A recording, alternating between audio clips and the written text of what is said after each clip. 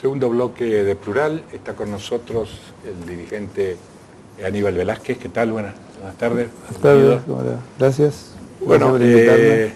Adunam fue uno de los protagonistas centrales de la marcha más numerosa que yo he visto en Posadas en los últimos tiempos, el jueves pasado, ¿no? Es decir, la universidad se movilizó en todo el país. ¿Cómo es esto?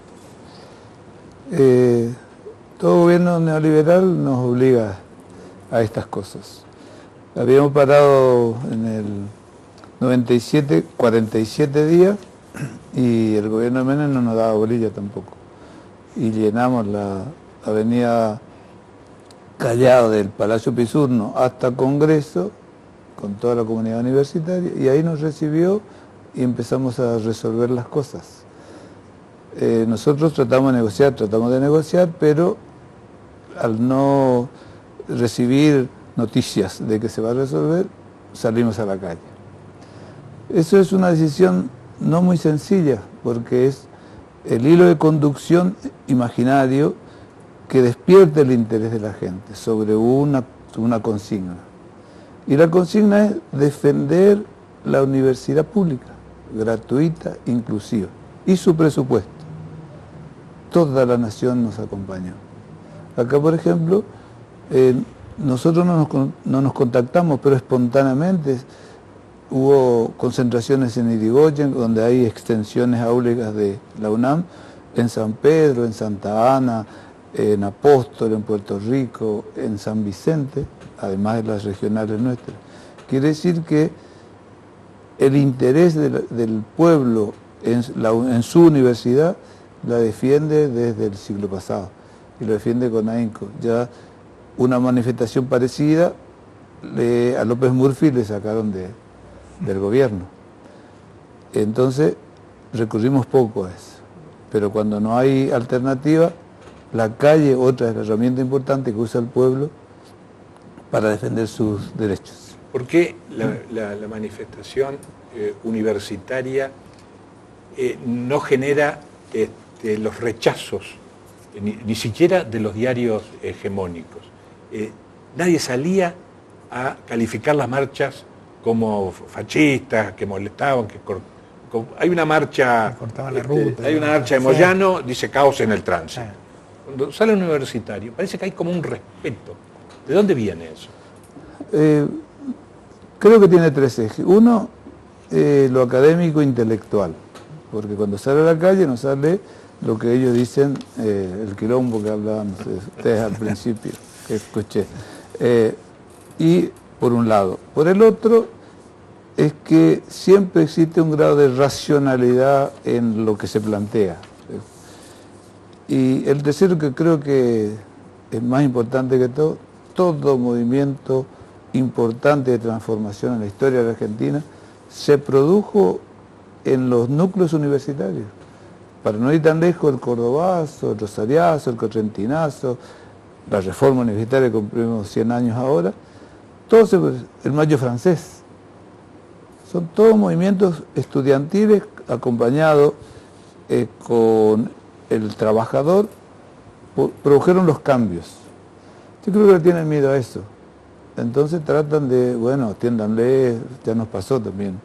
Una vez tuvimos una danza y Clarín tituló así, una frase que nosotros largamos ahí, cuando fuimos, todos los rectores y la sociedad rural estuvo en esa asamblea, en ese paro que estábamos diciendo, para ver cómo se resolvía.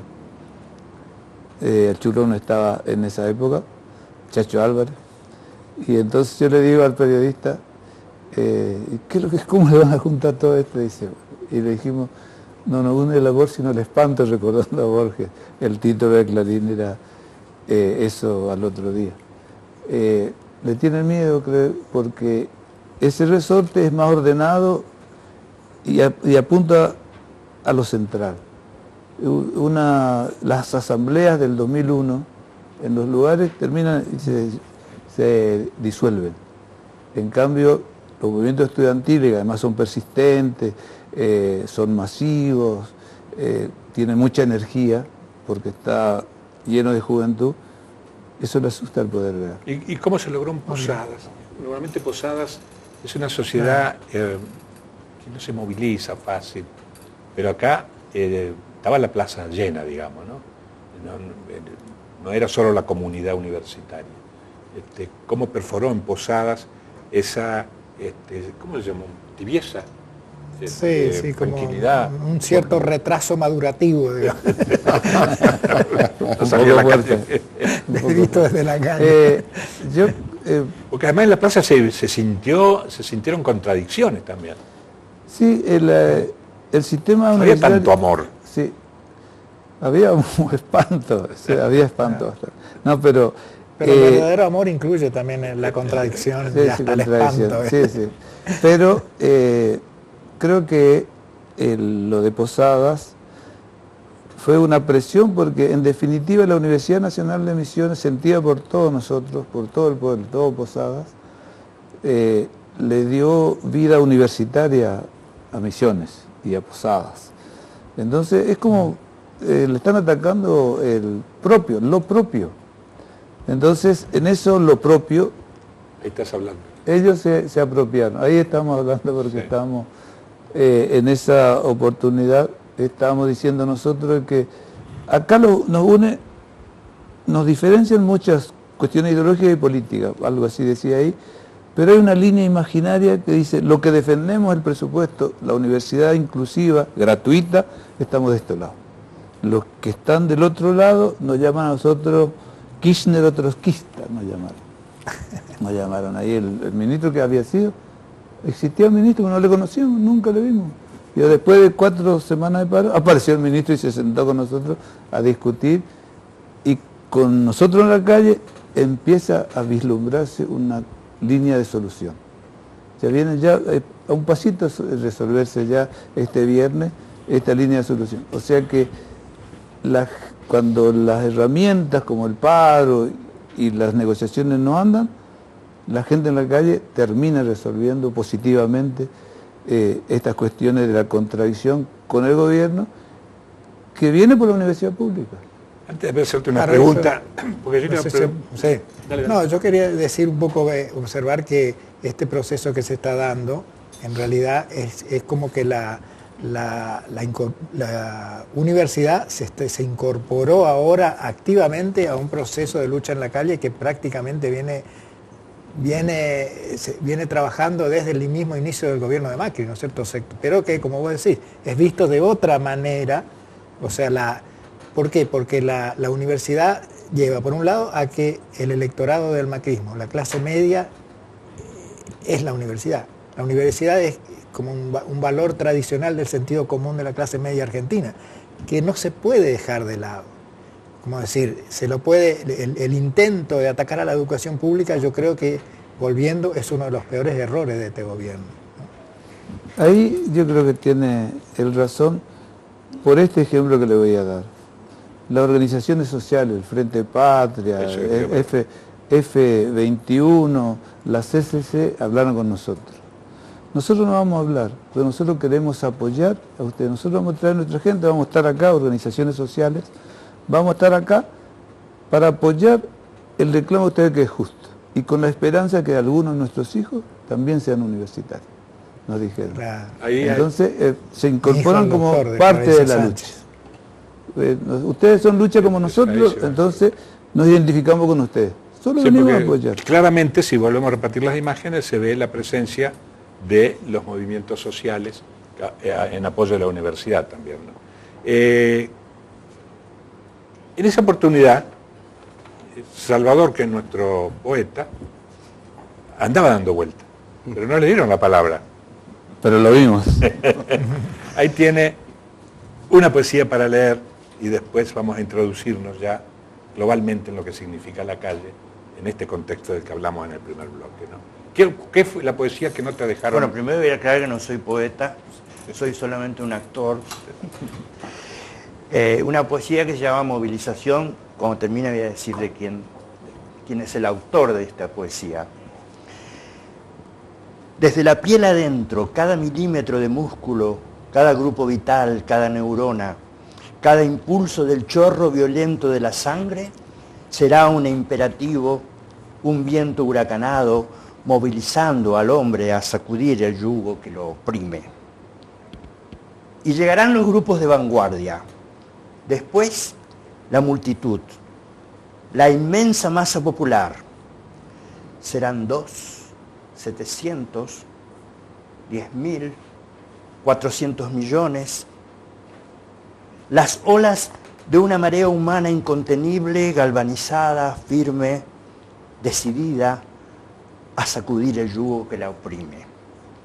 Movilizando hasta el último pueblo, sacudidas las piedras de los Andes, convergente los pájaros, los ríos, temblando manos, armas, lapiceras, llenos de amor los versos, los corazones llenos de delirio, movilizando todo el continente, desde el subsuelo al cielo. Será un leopardo elástico, cada inocente niño, cada mujer americana, ternura, fortaleza, un signo. Es un poema de Alberto Schroeder, poeta misionero. Él sí es un poeta, yo no. Sí. Bueno, y también quisiera agregar una cosita más de un texto que eligió Santiago, ¿no?, que escribió Marta Dillon, es un fragmento nada más. Si puede ser, si tengo tiempo. Metele porque estamos apurados. Y dice, de eso se trata, de marchar, de ponerse en movimiento en un codo a codo para que el dolor, que a veces puede ser una piedra en el pecho, no se convierta en impotencia, sino el motor que anima los pasos. Bueno, desde digamos, el idealismo de Schroeder más que de Marta Dillon, quizás también de Marta Dillon. Gracias, Salvador. Vos tenías ensayo. Sí, pero un poquito más tarde. Sí. Bueno, hay una idealización de la calle. La calle, porque en esa manifestación yo escuché cuando al ex rector Gortari le gritaron burócrata. Y entonces vos marcaste en el discurso final esta cuestión de por qué estaban en la plaza. El problema de la calle es complejo. Para los movimientos nacionales y populares, estar en la calle es una herramienta. Pero el problema está en hacia quién conduce, encontrar el hilo conductor que lleve a esa calle a un resultado o a un propósito o lo que fuera. Cuando es anárquico, generalmente la izquierda es anárquica en eso. Entonces el que él gritaba ahí provienen del polo obrero. Porque ya, ¿te acuerdas aquella dice, Migol, cuando estábamos, todo el mundo pedía elecciones, el FAUDE pedía en el 73, ni golpe, ni elección, insurrección. Entonces ellos se arrastran por eso y creen de que aquellos que ya no hacen las revoluciones no es porque la correlación de fuerza no da o no están en eso, sino es una salida democrática, entonces le llaman burócrata, etcétera. Eso es así, y si uno se siente un conductor, hay que armar estas cosas. Conducir sobre un objetivo. Me voy a recordar una frase brillante de Rovira, cuando hablábamos de la grieta, estábamos en el segundo. Él dice, si uno necesita conducir para el pueblo misionero, entonces tiene que mirar por arriba de la grieta, mirar más allá, porque hay que dar respuesta a ellos, les tenemos que dar respuesta. No buscar pretexto por la grieta, dijo en aquella oportunidad cuando presentaban los candidatos de la última elección. Entonces, hay algunos que en ese afán de hacer más de lo que da, se ahogan en la grieta.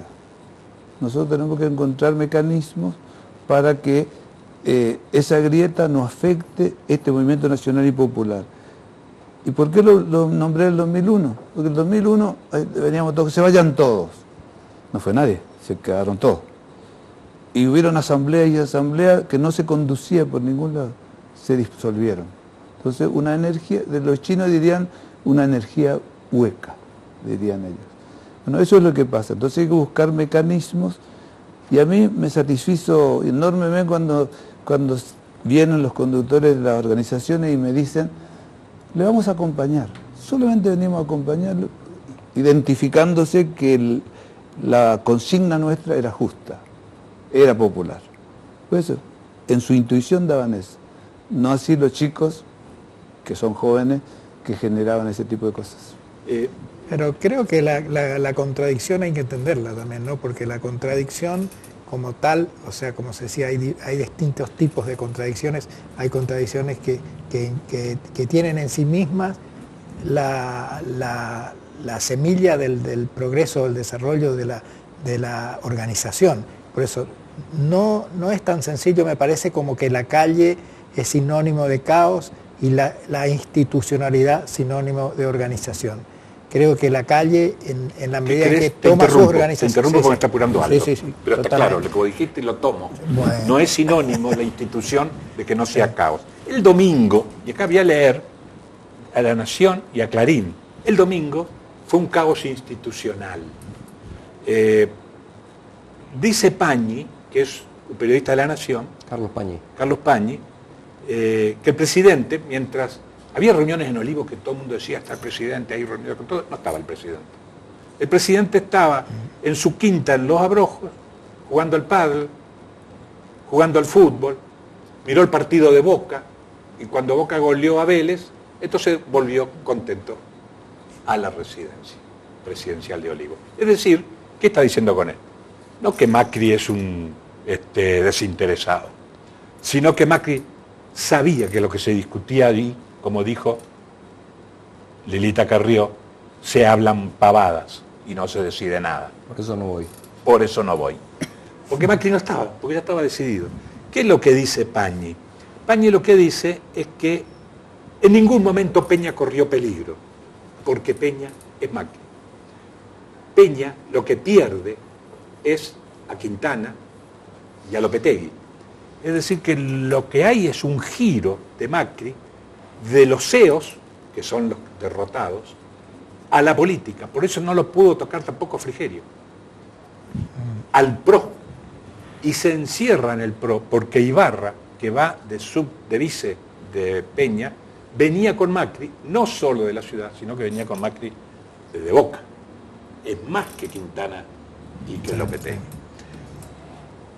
Pero ahí había radicales. Estaban Sanz, vos lo conocés bien a Sanz, estuviste en Gualeguaychú con Sanz. Estaba Negri, que es el presidente del bloque de diputados. Estaba Neidendorf, había otro, y los gobernadores. Los gobernadores radicales, Morales, el de Corrientes y Cornejo, que además es presidente de la UCR. Y mira lo que dice Morales Solá. Coincide que se fue el gobierno de los CEOs y Macri tuvo que ceder. Pero donde no cedió, y se lo dijo a los máximos dirigentes del radicalismo, que llevaban nombres para el gabinete, porque después empiezan a decir que ellos no querían. Llevaban los nombres de Sanz, de Alfonso Prat-Gay y Martín Lustó. Los funcionarios de Macri les preguntaron a los radicales qué darían a cambio de ese desembarco al gobierno nacional. No hubo respuesta. Sanz anticipó a su vez que solo aceptaría el Ministerio del Interior. Entonces le dice Peña, ¿qué? ¿Le estás echando a Frigerio? No, que Frigerio vaya a Economía. ¿Cómo a Economía? Si en Economía está Duhovne. Precisamente lo reemplazamos a Duhovne, yo voy a Interior, Prat-Gay va a la Cancillería. Y dice Morales Solá, la propuesta radical tenía cierto desorden político e intelectual. ¿Cómo se les ocurre que lo iban a cambiar a Duhovne, que está negociando con el fondo? ¿Cómo se les ocurre que lo van a cambiar a Frigerio, que tiene la negociación con todos los gobernadores? ¿Qué justificaba esta movida de los radicales? Nada, una propuesta típica de los radicales, ocupar cargos, una certeza de lo único que quieren. Bueno, digamos que Morales Solá no estaba descubriendo la pólvora. Esto es algo que se ha institucionalizado en la Unión Cívica Radical, el tema del carguito. Esta conducción que acompaña a Macri lo ha puesto por delante de cualquier otro tema. Cuando se discutió en Gualeguaychú si se iba o no a Cambiemos, nosotros lo que fuimos a oponernos fuimos por razones ideológicas y ellos ya estaban en ese momento tras los cargos. O sea que el acompañamiento al PRO desde el comienzo fue por los cargos, por eso el radicalismo aceptó estar en un lugar totalmente degradado dentro del esquema. Y esto que están haciendo allá también hacen aquí.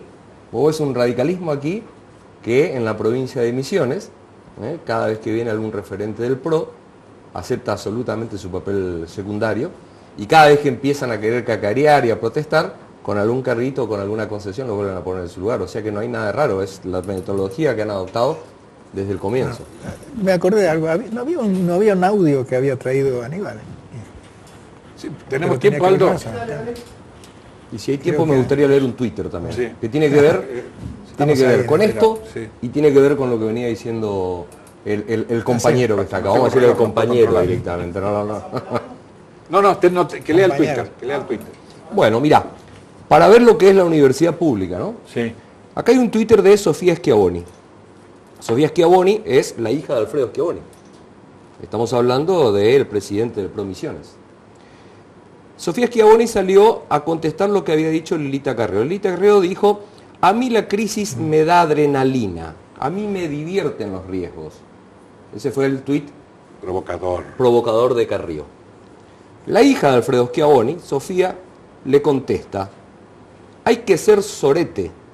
La crisis son familias desesperadas sin trabajo, son hospitales sin vacuna. La crisis son ustedes, le dice a Carrió.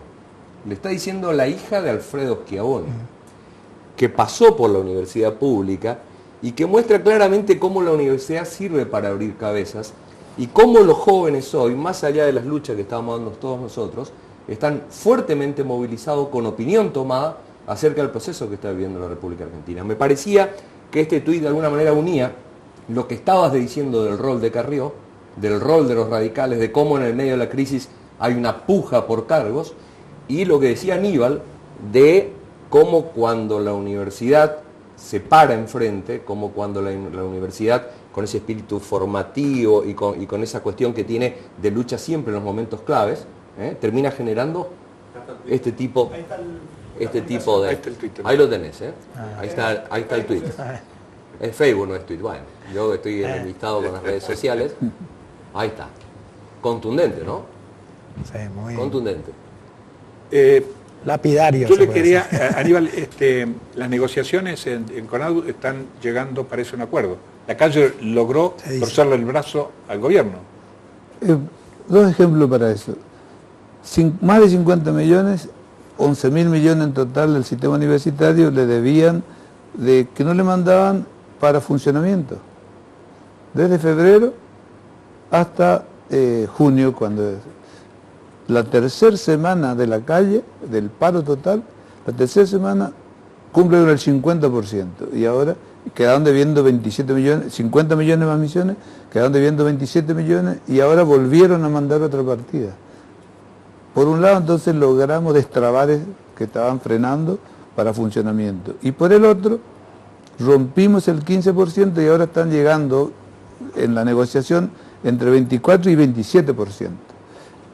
Con sumas fijas. Como nosotros sumas fijas no aceptamos, casi como por favor dicen, en noviembre, vamos a estudiar en noviembre, nos juntamos de nuevo y vamos a poner esa suma fija al básico, o sea, sin suma fija, en noviembre. Por eso estamos llegando casi al final.